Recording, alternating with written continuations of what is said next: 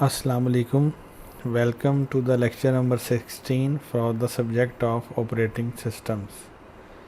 In this lecture, we are going to discuss some more scheduling algorithms with the help of examples. In the previous lectures, we discussed different scheduling algorithms like first come first served, shortest job first, priority scheduling and round robin scheduling along with examples. We also discussed that priority scheduling and SGF also have preemptive versions that can help in improving the performance of the system. Here are the objectives of this lecture. In this lecture, we will discuss multi-level scheduling mechanisms. A multi-level scheduling mechanism uses multiple queues, so we will discuss what are multi-level queues. We will also discuss multi-level feedback scheduling algorithm and multi-processor scheduling algorithm in this topic or in this lecture. Now, first of all, what is multi-level scheduling?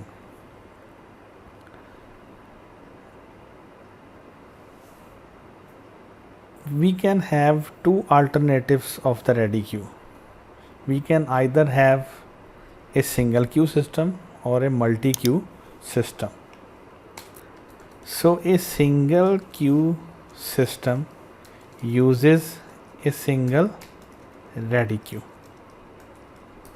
while a multi-queue system uses multiple ready queues. Or you can say that in a multi-queue system, a ready queue is subdivided into a number of queues. So in multi-level queue, quite commonly the ready queue is partitioned into separate queues. It means that we will not have a single queue. Instead, we will have 2, 3, 4 or more queues. Now each queue has a designated purpose. For example, we can have a foreground queue that is used for managing the foreground processes. We can have a background queue for managing the background processes. So you can say that कि multi level Q में हमारे पास multiple ready queues होंगी और हर Q का एक specific function होगा जो वो क्यू परफॉर्म करेगी. Now what are the foreground processes and background processes, इसमें हमें थोड़ी सी डिस्कशन करनी चाहिए. First of all, a foreground process is highly interactive process. For example, currently I am using PowerPoint. I am changing the slides. I am selecting the text. I am going to Notepad and then switching back to PowerPoint. Now this is interactive computing, as I am interacting with computer constantly by pressing buttons or by clicking or by pressing different keys. So ये हमारे पास foreground processes हैं. The second type is background process. Now background processes have a batch nature. Now what do we mean by the batch nature?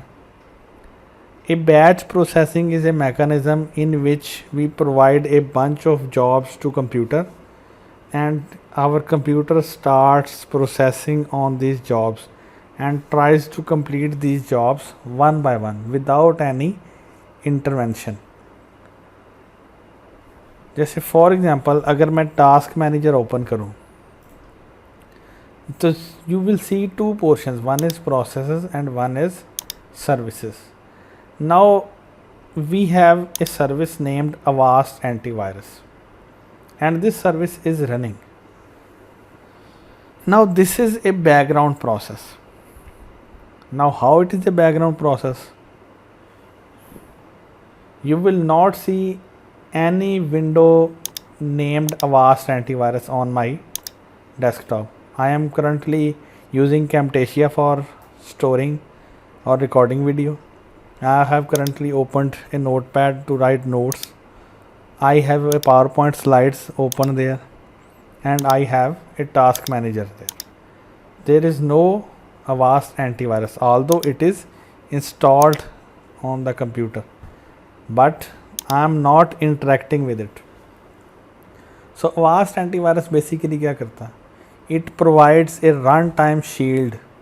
Now what this runtime shield does, it constantly scans our computer system, including our web browser, including our local disk, including CD-ROM and DVD-ROM, and even whenever we connect a USB flash drive to our computer, Avast antivirus automatically scans it and tells us if it contains virus or not. क्योंकि virus scan का basic purpose क्या है? आपके computer को virus से safe रखना. तो virus scan आपको एक शील्ड प्रोवाइड करता है जो कॉन्स्टेंटली कंप्यूटर्स और उसकी डिवाइसेस को स्कैन करता रहता है. अब इस स्कैनिंग के लिए हमें मैनुअल ज़रूरत नहीं, यानी हम कोई बटन प्रेस नहीं करते जिससे वो स्कैन करे.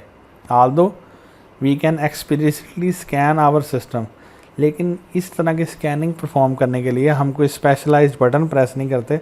जैसे ही हम कंप्यूटर को ऑन करते हैं, अवास्ट ऑटोमेटिकली अपनी शील्ड को एक्टिव कर देता है और कंप्यूटर को ऑटोमेटिकली बैकग्राउंड में स्कैन करता रहता है. यानी इस टाइप के प्रोसेस में किसी भी किस्म की इंटरेक्टिविटी इन्वॉल्व नहीं है.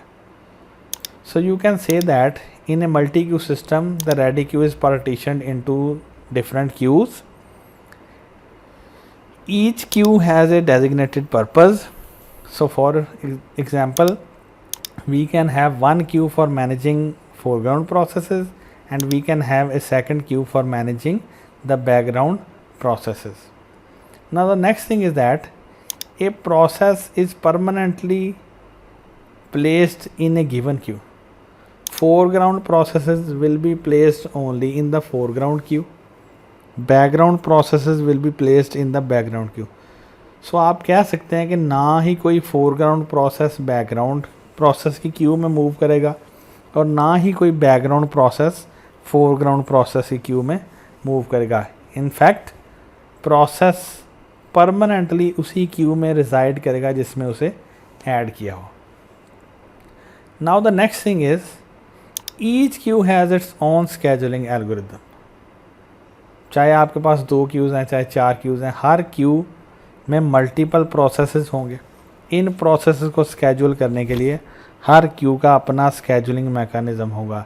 It means that for example the foreground queue can use the round robin scheduling algorithm and the background Q can use the first come first served scheduling algorithm, and we may have a third queue using the shortest job first algorithm or a priority scheduling algorithm. So her Q में processes को manage करने के लिए आपके पास हर Q का एक separate scheduling algorithm होगा. अब हमने इंटरनल क्यू स्केजुलिंग तो डिस्कस कर ली, लेकिन हमारे पास मल्टीपल क्यूज़ हैं. How we will decide about their scheduling? So scheduling must be done between the queues or among the queues. यानी हमें एक scheduling scheme define करनी पड़ेगी जो queues को भी schedule करे. एक तरफ हमने एक queue के internal जितने processes हैं उनको schedule करना है और उसके बाद हमने क्यूज़ की स्केजुलिंग को भी कंट्रोल करना है. यानी जो स्केजुलर है वो किस क्यू से प्रोसेस पिक करेगा. क्या वो हर वक्त फोरग्राउंड प्रोसेस को पिक करता रहेगा? क्या वो अल्टरनेटली शिफ्ट करेगा अपने आप को फोरग्राउंड और बैकग्राउंड प्रोसेस में? या वो प्रायोरिटी के हिसाब से प्रोसेसेस को पिक करेगा या उनकी शॉर्टेस्ट टाइम के हिसाब से क्यूज़ को पिक करेगा? So in a multi level queue we will need 2 types of scheduling. One is intra-queue scheduling, that is internal to a specific queue, and we have inter-queue scheduling.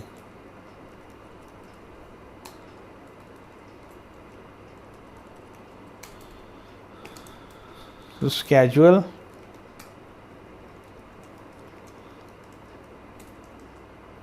the choice of queue to pick up processes.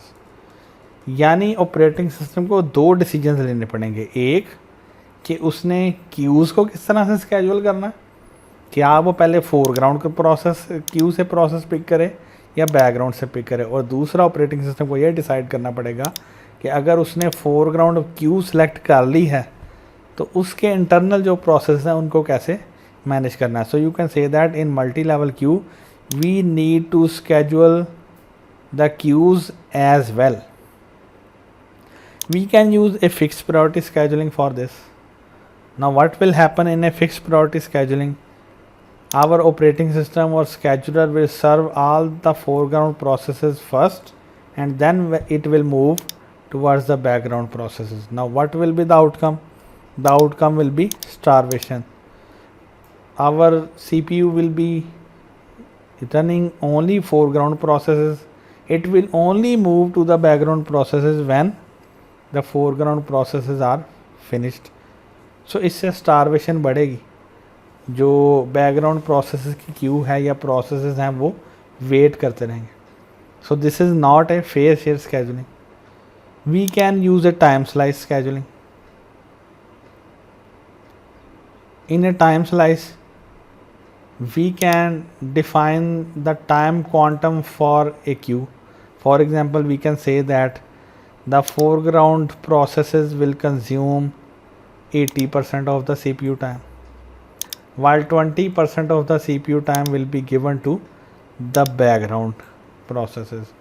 So CPU का for example अगर 100 seconds हैं तो 100 seconds में से हम 80 seconds foreground processes को time slides provide कर देंगे और 20 seconds हम background processes को provide कर देंगे.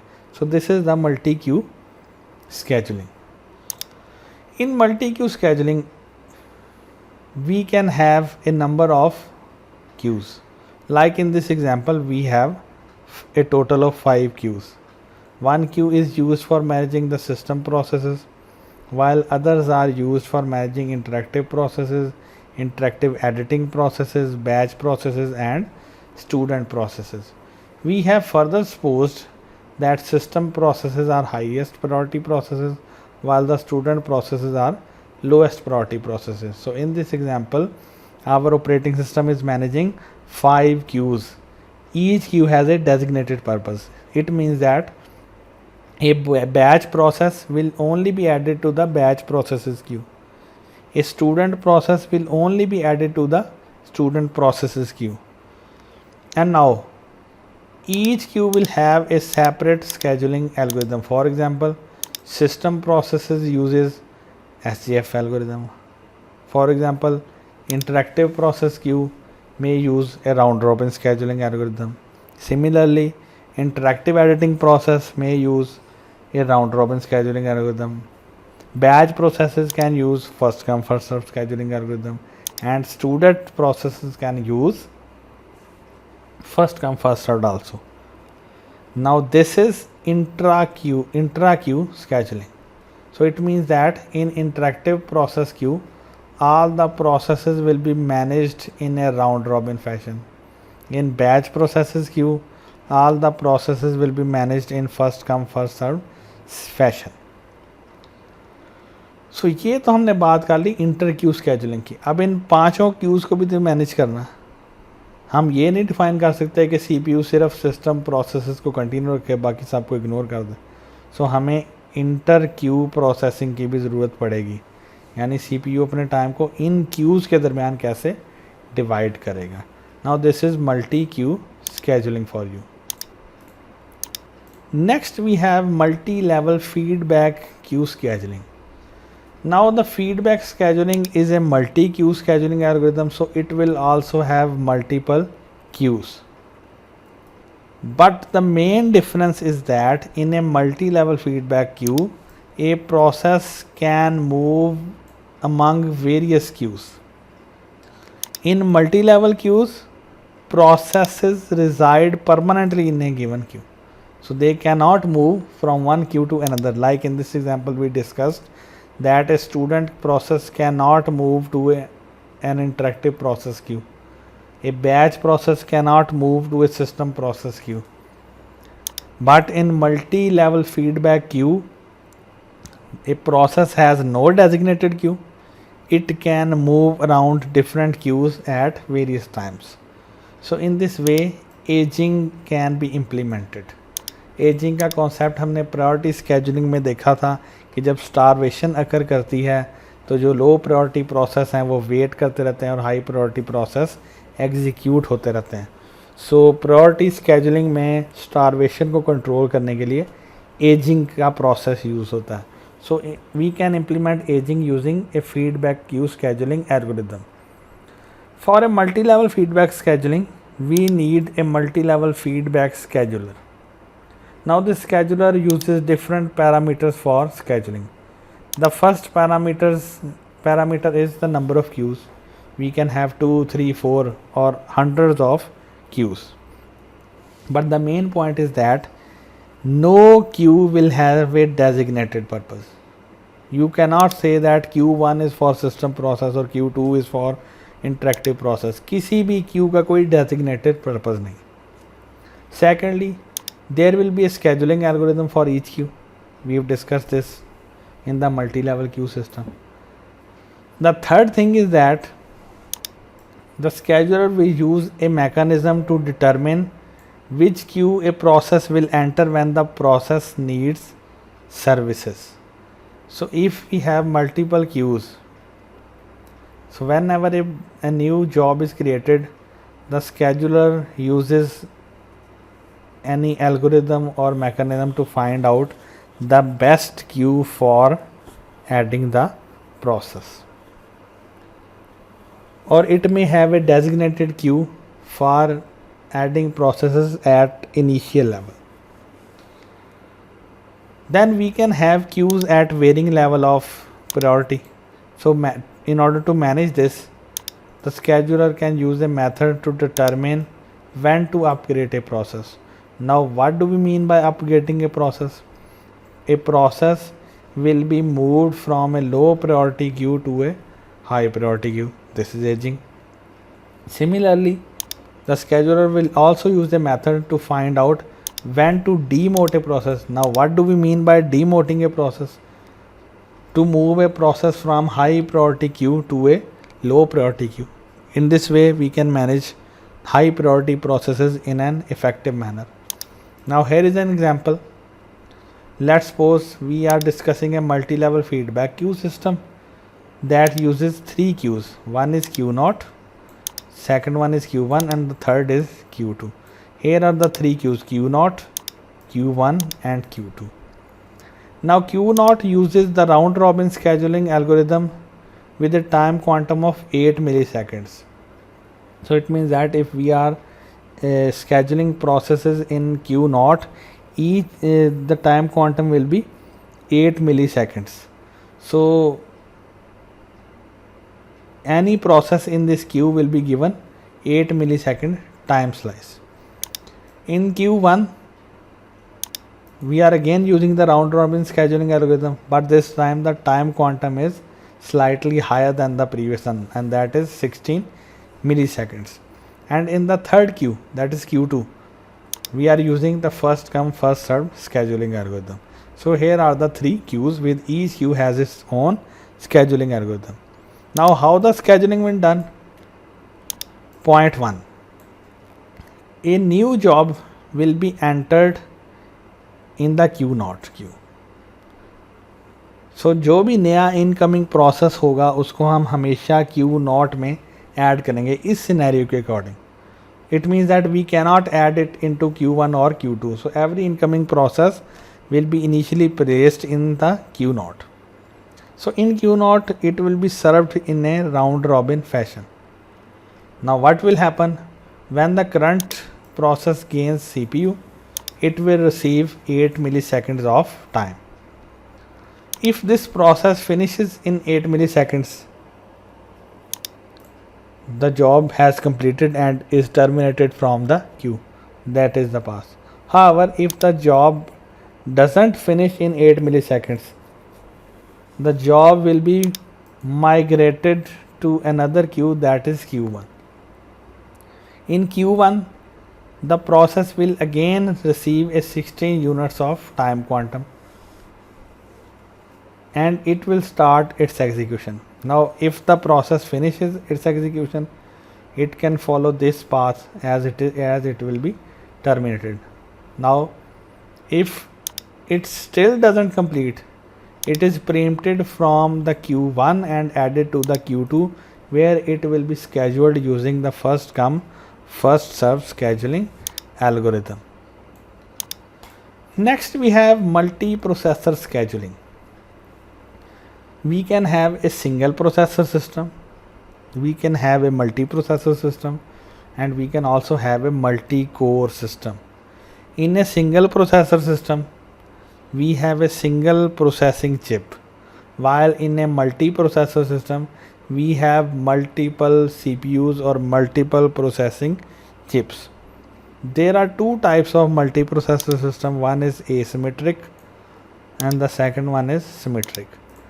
In asymmetric multiprocessing, we have a master slave structure. For example, we have 3 processors. One is the CPU 1 and the other 2 are CPU 2 and 3. Now this is CPU 2 and this is CPU 3. In asymmetric multiprocessing,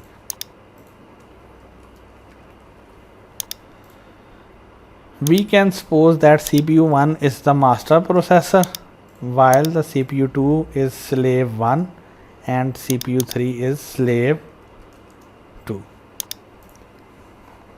Now CPU 1 will have access to the system processes and system data structures.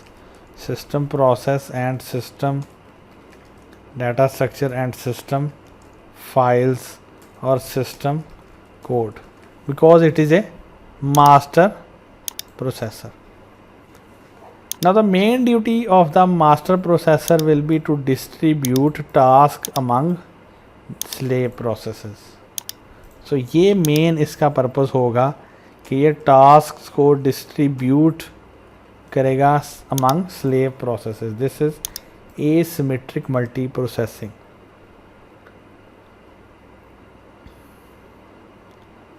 So major coordination जो है वो master processor provide करेगा और जो execution है वो slave processes पे अकर करेगी. Now what happens in A symmetric multi processing system? In A symmetric multi processing system, all the processors are peers. We can have 3 processes, but none of them will be master or slave. Now what is the symmetric multiprocessing scenario, which is SMP? Suppose we have 3 processors, CPU 1, we have CPU 2 and we have CPU 3. None of them will be master and none of them will be slave, so all will be peers. There is a ready queue.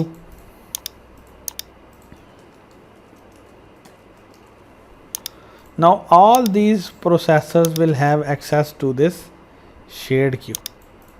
So you can say that each processor can pick a job from the ready queue and execute it, because all processors or CPUs are identical. So this is currently the most common mechanism. Now what is the main advantage of multiprocessor system? Load balancing is the main advantage. Now what is load balancing? Load balancing attempts to keep workload evenly distributed. यानी for example अगर हमारे पास multiple processors हैं तो हम ये चाहेंगे कि सारे प्रोसेसर्स कोई ना कोई टास्क एग्जीक्यूट करें कोई भी प्रोसेसर जो है वो आइडल ना रहे। तो ये लोड बैलेंसिंग है कि हर प्रोसेसर या सीपीयू पे लोड को बैलेंस करके रखो, ताकि ना तो कोई सीपीयू ओवरलोड हो और ना ही कोई सीपीयू अंडरलोड रहे। सो you can say that load balancing manage the overloading and underloading of CPUs. There are two mechanisms for achieving load balancing. One is push migration and the second one is pull migration. Now what is push migration? हम suppose कर लेते हैं कि यहाँ पर हमारे पास push migration exist करती है।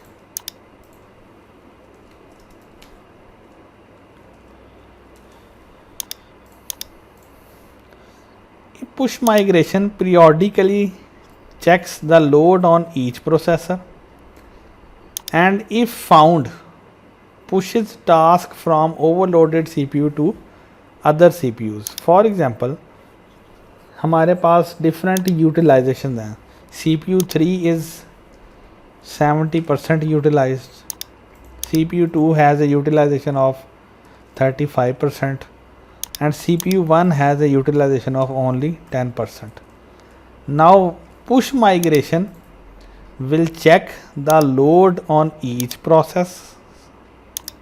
It will check CPU 1, CPU 2 and CPU 3 to find out which processors are overloaded and which are underloaded. Clearly this one is overloaded and this one is highly underloaded. Now push migration mechanism क्या करेगा, वो CPU 3 से कुछ task को push करेगा और migrate कर देगा CPU 1 पे, क्योंकि इस कंडीशन में सबसे ज़्यादा फेवरेबल जो प्रोसेसर है वो CPU 1 है। Now this is push migration. Now what happens in pull migration? Idle processor pulls waiting task from a busy processor. For example, CPU 1 sees that it is underloaded, so it can generate a signal or an interrupt to the pull migration system, and the pull in order to obtain a job from an overloaded process. Now this is the main mechanism that is used to manage load balancing. In the next lecture we will discuss multi-core systems, time sharing systems and different examples